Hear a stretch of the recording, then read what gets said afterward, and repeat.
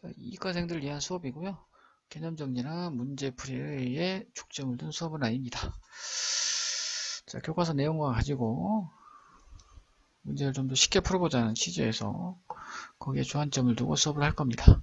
2017년 3월 수학 가형 모의고사 14번부터 보겠습니다. 이 14번 문제는 쌤이 봤을 때는 교과서 개념은 살짝 좀 넘어가는 것 같은 그런 느낌이 좀 있어요. 우리가 연속이 아닌 함수에서 극값에 대한 얘기를 구체적으로 해본 적은 없죠. 여기 지금 그런 내용이 좀 담겨 있습니다. 담겨 있는데 좀 우리가 알아야 될 것들은 좀 있는 것 같아요. 그것만 좀 정리를 합시다. 우선 주기함수가 주어져 있는데, 자, 주기함수의 극대극소에 대한 얘기를 하려고 합니다. 이 주기함수는 경계가 되는 점이 가장 중요한데, 지금 여기서는 0과 2입니다. 그래서 0에는 등호가 들어있고 2에서는 등호가 들어가지 않아요. 그런데 그 경계가 되는 점이 우리가 이제 그 주기함수를 0과 2 사이에서 그래프를 그려놓고 그걸 반복하다 보면 그 경계점에서 연속이 될 수도 있고 불연속이 될 수도 있는 거 아닙니까? 그러니까 반드시 뭐 연속이다 아니다 말할 수 없는 그런 상황이 발생을 하는 거죠. 근데 연속이라 하더라도 또 미분이 안 되는 그런 경우도 생기지 않습니까? 그래서 우리가 기본적으로 주기함수 문제는 연속이나 미분 가능성에 대해서 문제가 많이 나옵니다. 실제로도 뭐 기존에도 많이 출제가 됐고요. 그리고 뭐 적분에서도 많이 나오죠. 구간에 대한 정적분값이나 면적에 대한 얘기를 물어볼 때 주기함수를 활용해서 물어보기도 하고 대칭성을 물어보기도 하고 뭐 그런 데서 많이 취급되는 문제입니다. 근데 여기서는 극대값과 극소값에 대한 얘기를 하고 있는 겁니다. 이 주기함수에서 극대극소에 대한 얘기를 하려고 하는데 지금 0부터 시작해서 2까지인데 0에서 극대값을 갖는답니다. 여기서 x가 0에서 극대값을 갖는다는 말에서 가장 큰 핵심은 뭐냐면 2에서는 절대 극소값을 가질 수 없다는 얘기를 하는 거예요. 그러니까 이게 어렵습니다. 이 생각을 하는 게 좀 어려워요. 교과서에 나와 있는 개념은 아니어서 이 문제를 설명을 할까 말까 했는데 여러분 주기함수에서 한번 그려보세요. x는 0에서 극대값을 갖게 그림을 그리면 지금 보면 2에서 함수값이 존재하지 않지 않습니까? 그러면 0에서 극대값을 가지면 2에서도 극대값을 갖는 형태가 되는 거죠. 그쵸? 그러면 함수를 x를 2로 극한값을 보낼 때 왼쪽에서 보낼 때 그 함수값이 f0보다는 적을 수밖에 없다는 얘기죠. 그죠? 그러니까 0에서 시작해서 함수와 감수함수를 띈다 이런 얘기입니다. 그래서 쭉 그냥 계속 감수함수일 수도 있고요. 중간에 살짝 올라올 수도 있다는 얘기죠. 그러니까 살짝 올라온 그 점이 극소값이 될 수밖에 없다. 그런 얘기입니다. 극소값을 만약에 뭐 한다면 가진다면 그런 얘기를 하고 있는 거예요. 그 다음에 x가 0인 점에서도 극대값을 갖는다는 말도 좀 생각을 해야 될 게 지금 주어진 fx를 미분해서 0이 되는 점이 x가 0이란 얘기를 하는 게 아니에요. 굳이 그럴 필요가 없다는 얘기죠. 왜냐하면 0과 2에서 함수를 뚝뚝 잘라서 보다 보면 f0이 x를 2로 보냈을 때 자극한값 fx보다 크기만 하면 x는 0에서 반드시 극대값을 갖습니다. 중간에 어떤 변화를 갖든지 간에 극대값을 갖는다라고 생각을 하셔야 되는 거죠. 그러니까 그런 내용들이 좀 숨겨져 있습니다. 주기함수는 좀 더 면밀하게 좀 정리를 해둘 필요가 있는 것 같아요. 잘 안 나온 개념인데 나온 거 보니까 만약에 이게 뭐 6월 모평이나 9월 모평에서 똑같은 개념이 좀 비슷한 개념이 나온다 그러면 수능에도 나올 가능성이 있지 않을까 뭐 그런 생각을 해봅니다. 그래서 주기함수에서의 극대극소를 다루는 방법에 대해서 잘 정리를 해 놓은 다음에 그러고 나서 문제를 풀어보시면 결과적으로 fx를 미분해서 0이 되는 두 점이 생기는데 극소가 그 극소값이 그죠? 그 극소값이 어떻게 돼야 되냐 뭐 이런 얘기를 하는 것 같습니다. 거기에 주안점을 두고 문제 풀이를 해보시기 바랍니다. 15번 보겠습니다. 자, 뭐 원수절과 관련되어 있는 그림인데요. 여기서 가장 중요한 거는 이 문제는 자, 여학생 3명과 남학생 6명입니다. 그러니까 서로 다른 종류가 있다는 거예요. 여학생 3명도 A, B, C 서로 다른 N개입니다. 남학생 6명 1, 2, 3, 4, 5, 6도 서로 다른 N개예요. 그러니까 전체적으로 보면 서로 다른 9개인데 종류가 여학생 서로 다른 3명, 남학생 서로 다른 6명 이렇게 되어 있는 거죠. 이렇게 종류가 서로 다르게 되어 있을 때는 한꺼번에 하지 마시고 따로따로 하셔야 됩니다. 문제에서 뭘 하라는 걸지 모르겠지만 그건 중요하지 않아요. 무엇을 하든 여학생을 먼저 하든 남학생을 먼저 하든 항상 먼저 하시면 돼요. 근데 이제 문제를 풀다 보면 여학생을 먼저 하는 게 편할 때도 있고요. 남학생을 먼저 하는데 편할 때가 있습니다. 자, 그거는 그냥 해보시면 돼요. 여학생을 먼저 했더니 문제 부합되게 쉽게 풀린다 그러면 그렇게 하시면 되고요. 근데 여학생을 먼저 했는데 생각보다 좀 복잡해. 그러면 잽싸게 남학생을 먼저 하시면 되겠습니다. 자, 그러면 이제 이 문제는 자, 여학생과 남학생이 서로 다른 두 종류가 있는데 그들을 나열을 하지 말고 테이블에 나열하라 그런 얘기입니다. 그러면 남학생을 먼저 나열할까 여학생을 나열할까 판단하시고 여기서는 남학생을 먼저 나열하시고요. 그 사이사이에다가 여학생을 골라서 나열하면 되지 않을까 뭐 이런 생각이 듭니다. 자, 어떻게 할지는 여러분들이 직접 해보시고요. 여기서 중요한 거는 두 종류입니다. 여학생 서로 다른 3명, 남학생 서로 다른 6명이면 이렇게 두 종류가 있을 때는 반드시 한 집단을 먼저 시행을 하시고요. 다른 집단을 시행을 하시면 되겠습니다.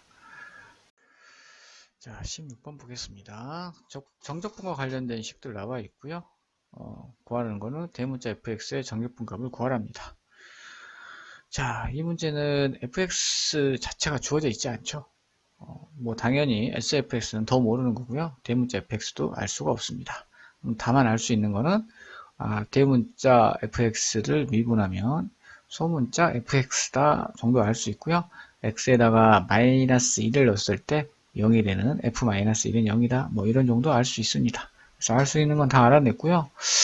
근데 여기서 우리가 문제를 접근할 때에 대한 얘기인데 함수도 주어져 있지 않고 아무것도 없지 않습니까? 결국은 함수의 변형을 통해서 정적분값을 구하라는 의미예요.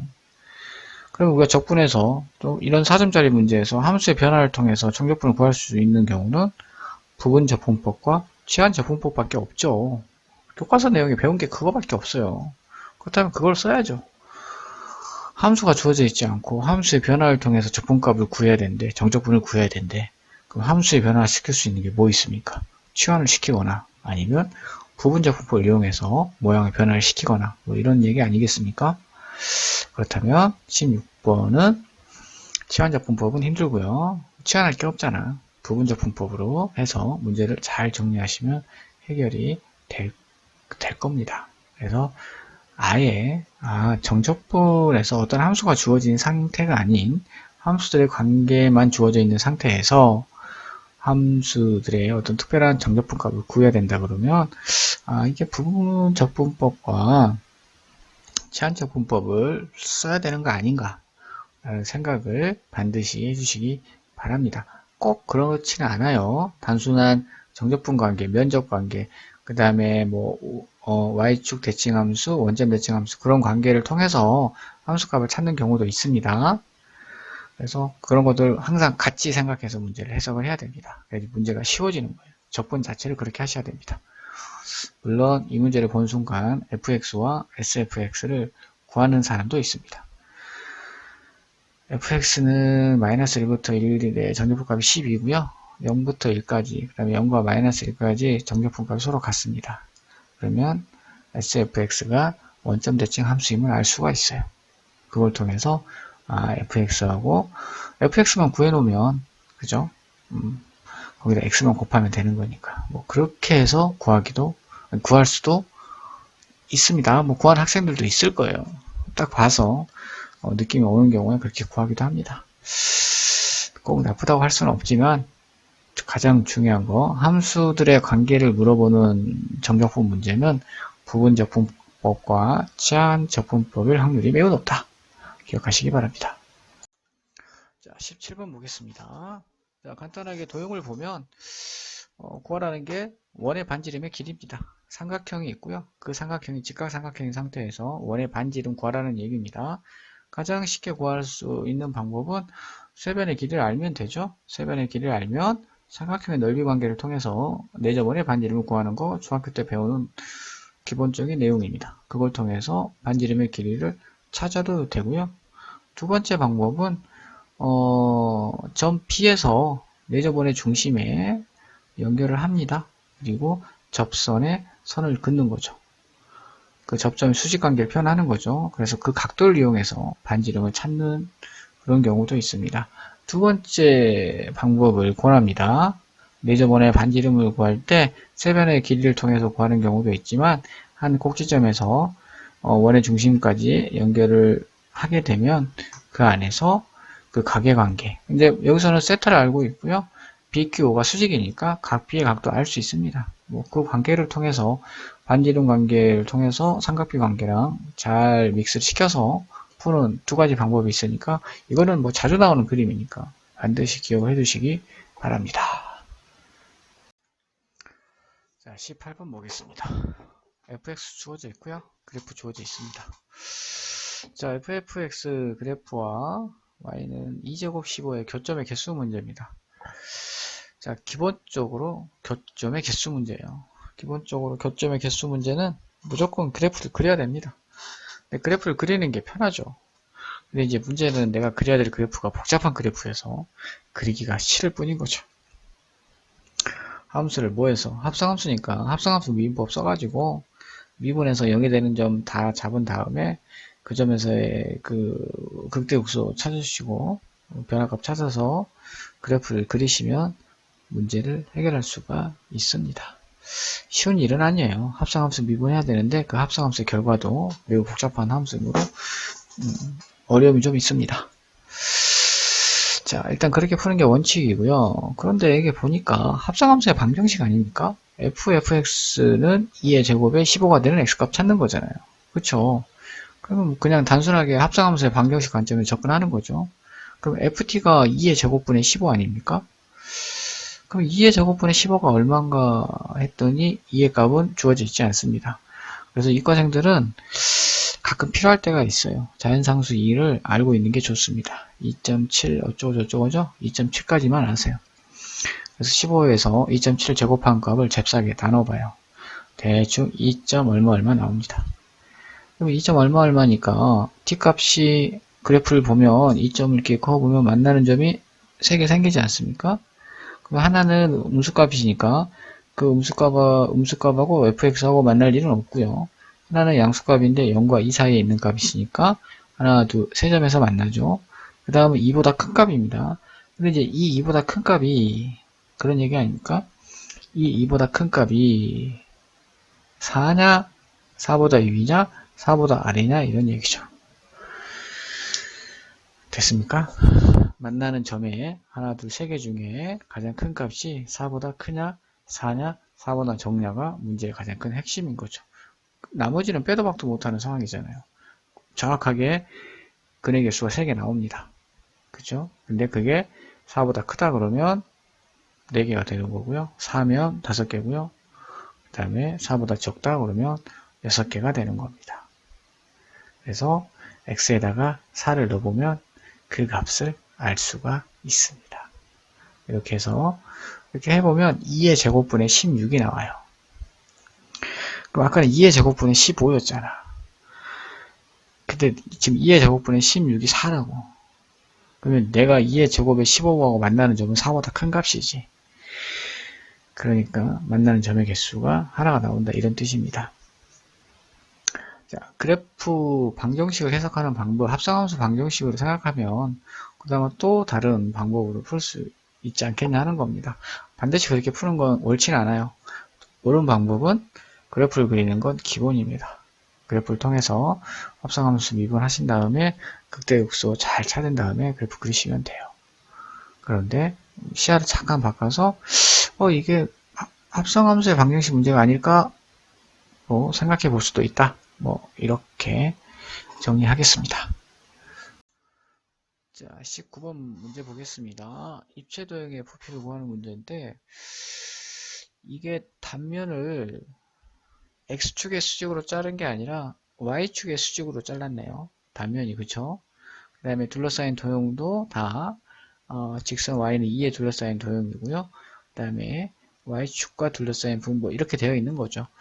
우리가 정적분에서 정적분 면적 구할 때도 평면에서도 이건 입체인데 평면에서도 X축으로 둘러싸인 부분 말고 Y축으로 둘러싸인 부분 또는 Y가 Y는 1, Y는 2 그 경계가 되는 그리고 Y축과 둘러싸인 부분의 경계가 되는 그런 문제 풀 때 있죠? 이제 그거 똑같은 문제를 생각하시면 돼요. 그래서 이런 문제는 뭐 어렵게 뭐 고급스럽게 얘기하면 Y는 X의 대칭을 이용한다는데 쉽게 얘기하면 X랑 Y랑 다 자리 바꾸시면 됩니다. 그러면 자동으로 Y는 X의 대칭 관계를 통해서 문제를 푸는 그런 문제가 됩니다. 그러면 우리가 잘 아는 X축을 단면으로 X축의 수직으로 이렇게 자르는 단면이 나오겠죠. 그게 정삼각형입니다. 그래서 정삼각형의 면적을 X값으로 표현해서 1부터 2까지 정적분하시면 되겠습니다. 자, 20번 문제 보겠습니다. 자, 타일 칠하라는 문제인데 좀 어려워 보여요. 그래서 문제를 쭉 훑어봤더니 어떻게 구하라는 과정이 나와 있습니다. 그래서 이 과정에 맞춰서 문제를 풀면 되는데 또 제일 마지막에 보니까 가에 들어간 게 fn이고 나에 들어간 게 gn인데 f10하고 g8을 구하랍니다. f10이라는 거는 n에다가 10을 넣었다는 얘기 아닙니까? 그러니까 이거는 문제가 무슨 말인지 이해가 되면 그냥 일반적인 상황으로 푸시면 되고요. 문제를 전체로 한번 훑어보세요. 이런 문제들은 보면 이게 처음에는 가를 구할 때는 타일을 줄이 10줄이니까 총 20개 가지고 20개의 타일을 가지고 가를 푸시고 뭐 이런 얘기 아니겠습니까? 나는 타일 n이 9개니까 n개의 타일 중에서 앞줄, 두줄, n개 있으니까 8개, 8개 있으니까 총 16개를 가지고 나의 경우를 찾아봐라. 이렇게 생각하시면 될 것 같습니다. 그래서 가 하나만 찾으면 되는 문제니까 굳이 문제를 다 이해하려고 풀려고 하지 마시고요. 항상 이렇게 설명하는 과정이 있는 문제들은 전체적으로 문제를 좀 파악을 하는 게 먼저입니다. 이걸 너무 세부적으로 들어가 버리면 문제를 이해하다가 다 시간 다 뺏겨요. 전체적으로 내가 정확하게 구해야 될 게 무엇인지 그거를 내가 숫자로 넣는 게 편한 건지 아니면 일반적인 형태로 푸는 게 편한 건지를 반드시 판단하고 문제를 푸셔야 됩니다. 이거는 숫자로서 푸는 게 훨씬 편하다는 게 풀이 과정 속에 다 나와 있습니다. 자, 21번 문제 보겠습니다. 자, 많이 보이는 적분함수 나와 있으니까요. 첫 번째 해야 될 거 x에다 0 집어넣고 그 다음 미분한식 옆에다 적어놓고요. 그 다음에 가와 나의 조건이 있습니다. 자, 그걸 통해서 기억을 구하랍니다. F2를 구하라는 얘기예요. 적분관계를 잘 이용해서 정적분을 해서 F1의 값이 나오도록 하라는 얘기입니다. 그러면 적분해서 대문자 fx가 돼야 된다는 얘기예요. 그쵸? 그런데 적분해서 대문자 fx가 되려면 fx가 필요한 거죠. fx를 가지고 fx를 적분하면 fx를 적분하면 fx가 f-x니까 대문자 fx가 되는 거죠. 그죠? 그런 관계를 이용해서 나의 식에다가 가를 대입한 다음에 적분하시면 f1의 값이 나옴을 알 수 있습니다. 그 다음에 니은하고 디귿인데 함수의 관계를 주고 어떤 정적분값을 구할 때 우리 머릿속에 치환적분법과 부분적분법은 떠나면 안 됩니다. 그걸 떠나버리면 문제가 해석이 안 돼요. 그러니까 어떻게 저거 식을 풀 수 있을까 이런 생각이 막막한 그런 생각이 듭니다. 그래서 적극적으로 부분적분법과 치환적분법을 써야지라는 해석을 하셔야 돼요. 니은 디귿 보시면 둘 다 함수의 곱으로 되어 있지 않습니까? 그럼 어떻게 함수를 잘 정리해서 부분적분법을 쓸 건지 치환할 건 없으니까 그런 것들을 잘 정리해 보시면 니은 디귿들은 쉽지는 않아요. 근데 쉽지는 않은데 자꾸 그쪽 방향으로 생각을 하면서 문제를 해석을 하셔야 돼요. 당장은 어렵더라도 경험을 통해서 이거 정적분 문제인데 함수의 곱으로 되어 있네. 그리고 함수들의 관계식으로 되어 있네. fx를 직접 구하는 건 쉽지 않을 것 같으니까 부분적분법을 통해서 주어진 식을 이용해서 함수값을 정적분값을 한번 찾아보자. 이런 식으로 자꾸 생각을 하고 고민하고 그렇게 접근을 하셔야 됩니다. 그렇게 하시면 쉽지는 않지만 니은 디귿을 해석할 수 있을 것 같고요. 자, 이거는 번외로 두 함수가 있는데 두 함수가 미분 관계예요. 그러니까 뭐 누구 입장에서 보냐에 따라서 미분 관계일 수도 있고 적분 관계일 수도 있습니다. 그러니까 두 함수가 미분 또는 적분 관계에 있습니다. 이렇게 표현을 할게요. 근데 그게 1차식과 관련이 있어요. 그러니까 1차식과 서로 관계식을 맺고 있습니다. 마치 가처럼 1차식 관계를 맺고 있는 거죠. 서로 미적 관계이기도 하면서 이럴 때는 양변을 두 번 미분하시면 1차항은 없어지고요. 한 번 미분하면 상수항이고 상수항 없어지면 없어지는 거 아닙니까? 그러면 f-x와 f-x의 관계가 성립이 되는 거죠. 그들만의 식이 나오는 거죠. 그러면 우리가 잘 알고 있는 fx분의 f-x꼴, 즉 f-x분의 f-x꼴이 나오는 거죠. 유명한 lnx꼴이 나오는 거예요. lnfx꼴이 나오는 겁니다.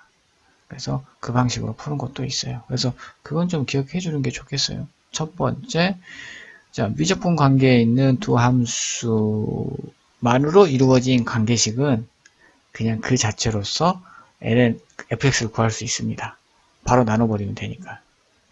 그 다음에 fx하고 f-x가 상수항을 포함되어 있는 관계식으로 포함되어 있을 때가 있어요. 그럴 때는 미분을 한 번만 더 하시면 됩니다. 그러면 fx와 f-x꼴이 나와 있어요. 그죠? 그 다음에 21번처럼 1차식과 미분 관계에 있는 두 함수의 관계가 있어요. 미분을 두 번 하시면 됩니다.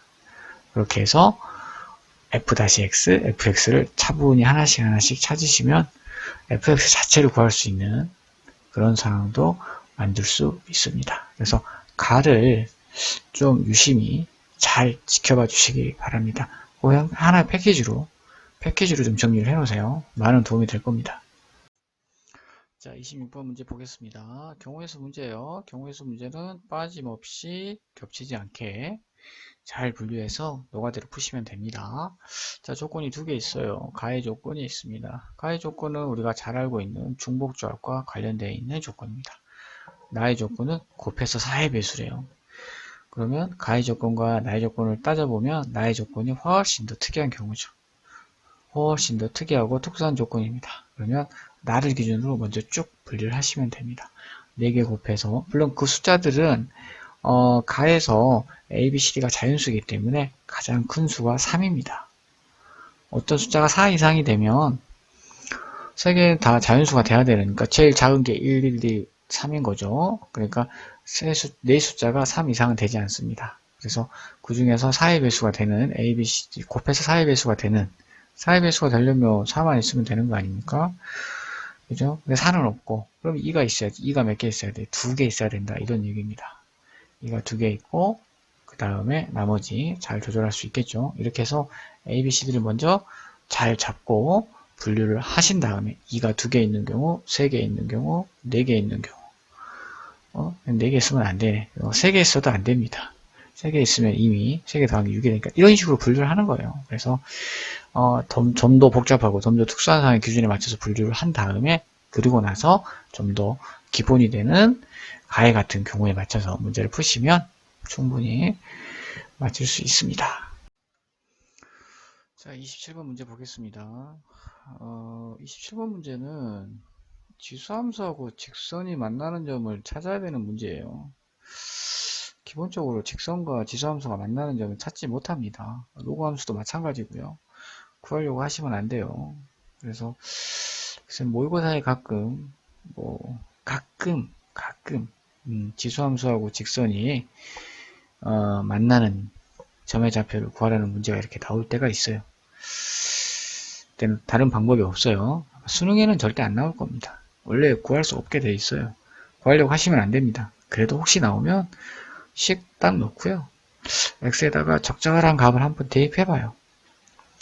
이게 같게 되려면 대충 어떤 숫자가 들어가면 되겠다.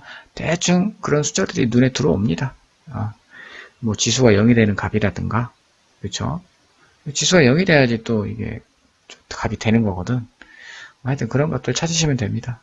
이 문제 너무 신경 쓰지 마세요. 절대 시험에 안 나옵니다. 지수와 또는 로그 함수, 직선과 만나는 점을 구하려고 하시면 안 됩니다. 이상입니다. 자, 28번 보겠습니다. 자, 함수 fx와 그의 역함수 gx에 관련된 문제인데 그거랑 적분과 관련이 있습니다. 자, 일단 fx와 역함수가 적분과 관련돼 있다 그러면 y는 x의 대칭을 반드시 이용해야 된다 이 생각을 좀 가지시기 바랍니다. 그래서 fx에 대한 설명이 간단하게 나와 있어요. 가나에서. 그 다음에 다는 그들의 적분관계를 나타내고 있는 겁니다. 그런데 뭐 가는 함수값 지정해 놓은 거고요. 나는 이계도 함수가 0보다 적습니다. 이계도 함수 0보다 적으니까 위로 볼록의 형태다 뭐 이렇게 생각하시면 되고요. 구하라는 거 봤더니 fx-x예요. 그렇죠? y는 x 대칭의 그래프를 그리는데 fx와 fx에서 y는 x의 함수를 뺀 거죠. 둘러싸인 부분의 넓이입니다. 그러니까 둘러싸인 부분의 넓이와 관련이 있을 거다 이런 얘기죠. 둘러싸인 부분의 넓이에다가 절대값을 씌운 거니까 fx와 y는 x의 대칭 관계를 이용해서 문제를 풀어봐라 라고 생각하시면 되겠습니다. 자, 29번 문제 보겠습니다. 29번 문제. 자, 4점짜리 경우의 수 문제예요. 4점짜리 경우의 수 문제는 빠짐없이 겹치지 않게 잘 분류해서 노가대로 문제를 푸시면 됩니다. 자, 문제를 보시면 사물함이 3층 구조로 되어 있고요. 좌우 구조가 조금 다릅니다. 자, 그런데 여학생 2명과 남학생 3명입니다. 서로 다른 여학생 2명과 서로 다른 남학생 3명의 여기다가 베란다에다가 이거 사물함이죠. 사물함 5개에다가 이렇게 하나씩 선택을 하는 거예요. 그러면 이것도 결국은 서로 다른 5명인데 종류가 두 종류로 나눠져 있는 거죠. 여학생 2명, 남학생 3명 이렇게. 이런 경우는 그걸 가지고 무엇을 하든 나열을 하시든 뭔가를 선택을 하시든 반드시 둘 중 하나를 먼저 선택을 해서 하는 게 좋습니다. 아시겠죠? 그렇다면 여기는 여학생이 2개니까 여학생 먼저 하시죠 뭐. 그래서 같은 층에서는 남학생과 여학생의 사물이 서로 이웃하지 않으면 됩니다. 여학생 2명을 먼저 뭐 하면 됩니까? 잘 지정을 먼저 하시는 거죠. 그 경우에 맞춰서 나머지 남학생의 사물함이 뭐하게 여학생과 서로 이웃하지 않게 잘 구분해서 문제를 푸시면 되겠습니다. 4점짜리 경우의 수 문제는 빠짐없이 겹치지 않게 잘 분류해서 노가대로 풉니다. 다시 한번 얘기하지만 두 종류가 있을 때는 한 종류씩 문제를 푸셔야 돼요. 잊지 마세요. 자, 30번 문제 보겠습니다. 30번 문제 치고는 복잡한 개념을 푸는 문제는 아닌 것 같아요. 여러분들의 계산하는 능력, 전투력을 물어보는 것 같습니다. 열심히 빈틈없이 잘 실수 없이 계산할 수 있느냐 이런 얘기인 것 같아요. A좌표, B좌표 찾고요. 그렇게 해서 P의 길이의 제곱, PB의 길이의 제곱, AB의 길이의 제곱 찾아서 최소값 찾는 겁니다.